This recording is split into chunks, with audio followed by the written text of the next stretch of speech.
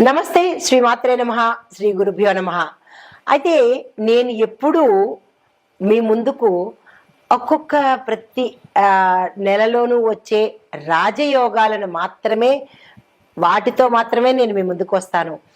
అయితే ఈ రాజయోగాలు, మహారాజయోగాలు, యోగాలు ఇలాంటి వాటిలో స్పెషల్ ప్రతి ఒక్కళ్ళకి ఏదో ఒక మంచి జరగాలనే ఆశయంతో మీ ముందుకు ఈరోజు మరొక యోగాన్ని తీసుకొచ్చాను. అయితే ఆ యోగం ఏంటంటే శుక్రగ్రహము నక్షత్రంలోకి మారడం వల్ల వచ్చే అరుదైన రాజయోగం అన్నమాట. అంటే మనకి ఈ గ్రహాలు ఒక్కొక్కసారి రాసుల్లో మారుతూ ఉంటాయి, ఒక్కొక్కసారి నక్షత్రాలలో కూడా మార్పులు సంభవిస్తుంటాయి. ఈసారి శుక్రగ్రహము నక్షత్రాలలో మారిందనమాట. ఈ మారడం వల్ల ఎలాంటి చారిత్రాత్మక సంఘటనలు జరుగుతాయి, రాసుల వాళ్ళకి ఎలాంటి మంచి ఫలితాలు వస్తాయి అనే అంశాన్ని మీకు సవివరంగా తెలియజేస్తాను.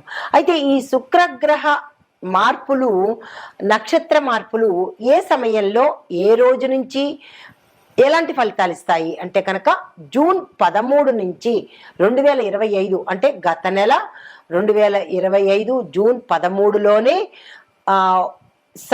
అంటే రాత్రి 9 గంటల 21 నిమిషానికి శుక్రగ్రహము భరణి నక్షత్రంలోకి ప్రవేశించేసింది. అయితే ఇది ఎప్పటి వరకు ఉంటుందంటే 6 వారాల సమయం వరకు ఈ సమయము అంటే ఈ రాజయోగము ఉండబోతోంది. ఆ సమయం ఎప్పుడు అంటే జూన్ 26 మళ్ళా మధ్యాహ్నం 12 గంటల 24 గంటల సమయానికి శుక్రుడు కృత్తికా నక్షత్రంలోకి మారాడు. అంటే భరణి నక్షత్రంలో నుంచి కృత్తికలోకి మారాడు. ఇలా ఒకే సమయంలో ఒకే నెలలో 2 నక్షత్రాలు శుక్రగ్రహం మారింది. అయితే వీటి యొక్క ఫలితాలు కొన్ని రాసులు లక్కీ రాసులు, రాజయోగాలే కాదు సుమండి, ఈ రాజయోగాలలో కూడా నక్షత్ర రాజయోగాలను కూడా మీకు నేను అందిస్తున్నాను. అయితే 4-5 రాసులు అయితే మాత్రము చాలా చక్కగా ఉండబోతున్నాయి. మేషరాశి, వృషభ రాశి, మిథున రాశి, ధనస్సు రాశి, సింహము ఈ రాశుల వాళ్ళకి విశేషంగా ఉండబోతోంది. అయితే ఇవి ఎందుకు లక్కీ రాశులు అనేది కూడా మీకు తెలియపరుస్తాను. శుక్రగ్రహము సంపదకు, సౌఖ్యానికి, ఆనందానికి ప్రతీక. అయితే ఇవి భరణి నక్షత్రం నుంచి కృత్తికా నక్షత్రంలోకి మార్పు చెందిన సమయము అంటే జూన్ 26 వరకు మనకి ఇంకా చాలా సమయం ఉంది. కాబట్టి ఎట్లాంటి ఫలితాలు ఇస్తున్నాయి ఈ రాశుల వాళ్ళకి అంటే కనుక ఆర్థిక లాభాలు, కెరియర్లో గ్రోత్, ప్రమోషను, ఉజ్వలత అంటే విపరీతమైన డ్రాస్టిక్ చేంజ్ ఇవ్వబోతోంది. తర్వాత వైవాహికంగా అంటే వివాహపరంగా దాంపత్యంలోనూ గుడ్ రిలేషన్స్ ఉండబోతున్నాయి. దీంతో పాటు ప్రజాదరణ, సోషల్ మాధ్యమాలలో ఎవరైతే ఉన్నారో వారికి విశేషమైన స్థాయి లభించబోతోంది.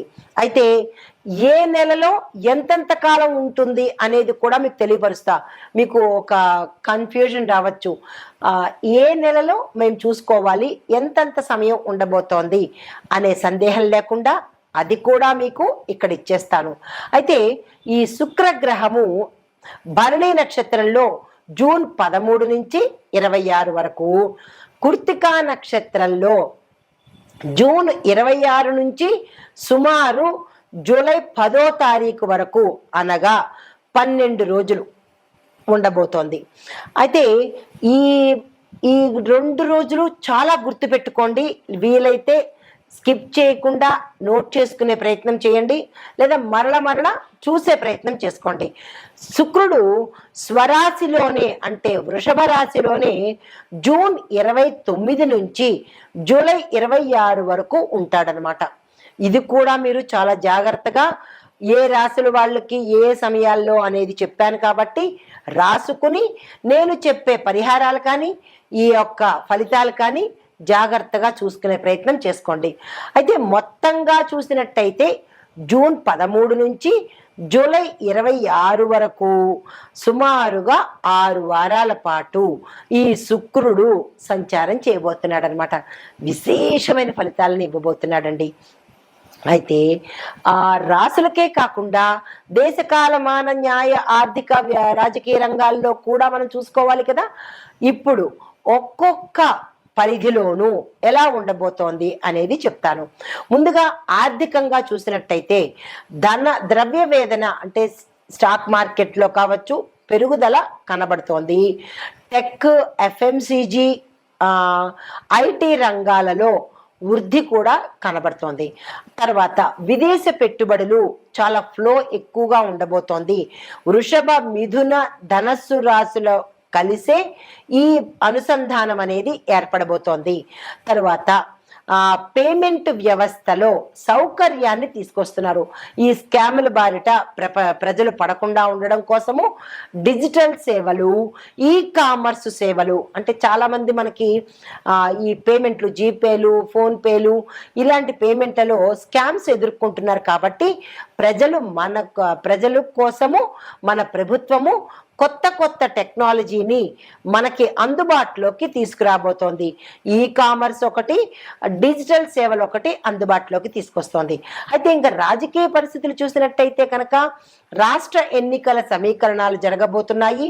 ఇప్పటికే జనవరి, మార్చిల్లో గమనించినట్టయితే కనుక మే 14 నుంచి శుక్రయోగం కూడా మనకి కంజెక్టివ్ అవుతోంది. దీనివల్ల కొంత మార్పులు జరిగే అవకాశం కూడా కనబడుతోంది.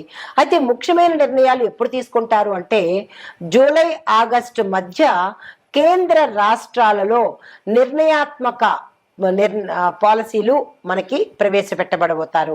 అది ప్రజాదరణ పెరుగుతుంది, ప్రజలకు ఇష్టమయ్యేటట్టుగానే ఉండబోతున్నాయి. అయితే న్యాయ వ్యవస్థ ఎలా ఉంటుంది అంటే కనుక పెండింగ్ కేసులు తీర్పుకు వచ్చేటట్టుగాను కొన్ని కీలకమైన ఆధారాలతో నిర్ణయాలు ఇవ్వడం జరుగుతుంది. తర్వాత మెరుగైన పబ్లిక్ సర్వీసెస్ని మనకి న్యాయ వ్యవస్థ ద్వారా ప్రతి ఒక్క పౌరుడికి అందుబాటులోకి వస్తాయి. తర్వాత రక్షణ విభాగం చూసినట్టయితే ఆర్మీ, పోలీసులు ఆపరేషన్స్ అనేవి కొత్తగా అంటే టెక్నాలజీ పరంగా కావచ్చు, లేదా అంటే కొంచెం పటిష్టంగా ఉండేటట్టుగా చర్యలు తీసుకోబోతున్నారు. సైబర్ సెక్యూరిటీ ఆధునికీకరణ చాలా ఫాస్ట్గా తీసుకుంటున్నారు. ఎందుకంటే సైబర్ నేరాలు ఎక్కువగా జరుగుతున్నాయి కాబట్టి వాటిని తగ్గించి ప్రజలకు మేలు చేయాలి అనే ధోరణిలో డిజిటల్కి కొంచెం మార్పు చేర్పులు చేసి ప్రజల్ని సైబర్ నేరాలకు దూరంగా ఉంచే ప్రయత్నం మన ప్రభుత్వం తీసుకోబోతోంది. చాలా చక్కని విషయం ఇది.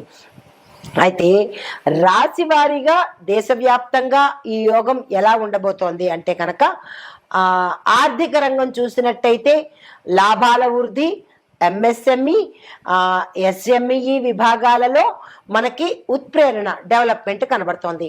రాజకీయ పరంగా చూసుకున్నట్టయితే ఓవరాల్గా రాజకీయ నాయకులకు జనాల యొక్క డిమాండ్ ఉంటుంది, సార్వత్రిక అవగాహన ఏర్పడుతుంది. ఇక న్యాయ వ్యవస్థ తీసుకున్నట్టయితే కనుక తీర్పు వేగవంతంగాను, ట్రాన్స్పరెన్సీగాను ఉండబోతోంది. రక్షణ రంగం చూసుకున్నట్టయితే సరిహద్దుల్లో భద్రతా ఏర్పాట్లు, సైబర్ డ్రోన్స్ ఏర్పాటు చేయడము, సాంకేతికంగా టెక్నికల్గా మరింత బలం పుంజుకునేటట్టుగా ఉండబోతోంది. అయితే సామాజిక పరంగా చూసుకున్నట్టయితే కనుక యువతలో మంచి మార్పు రావడము, దీంతో పాటు స్త్రీ సాధికారికత ఎక్కువగా ఉండబోతోంది. అయితే అభివృద్ధి పరంగా చూసుకున్నట్టయితే కనుక ఇన్ఫ్రాస్ట్రక్చర్స్ కానీ, ఐ ప్రాజెక్ట్స్ కానీ, డిజిటల్ ఇండియాలో కానీ, లేదా వైద్య, విద్య రంగాలు డెవలప్ అవ్వడం ఎక్కువగా మనం గమనించబోతున్నాము. అయితే వీటి పరంగా చూసుకున్నట్టయితే మరి మేషాది ద్వాదశ రాశుల వారికి ఎలా ఉండబోతోంది అనేది ఇప్పుడు మీకు సవివరంగా తెలియజేస్తాను. తదుపరి రాశి మీనరాశి. ఈ రాశి వారికి శుక్రుడు 3వ ఇంట సంచారం చేస్తున్నాడు. అయితే 3వ ఇంట సంచారం చేస్తున్నప్పుడు ఫలితాలు ఏంటి అంటే సాహసమైన ప్రయత్నాలు చేస్తారు, సాహసమైన నిర్ణయాలు తీసుకుంటారు. కొత్త ప్రాజెక్టులు ఏవైనా చెయ్యాలి అని అనుకుంటే ఇవి సక్సెస్ అయ్యే అవకాశం కనబడుతోంది. తక్షణమే ఆ పని చేసుకోండి. అయితే మీకు కూడా ఒక చిన్ని మంత్రాన్ని ఇస్తున్నాను.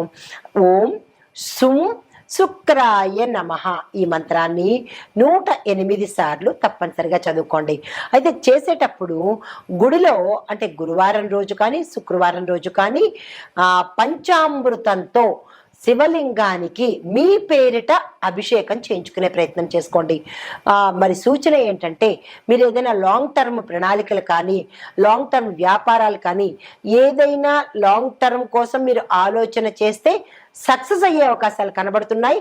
ఆ దిశగా ప్రయత్నం చేయండి. నమస్తే.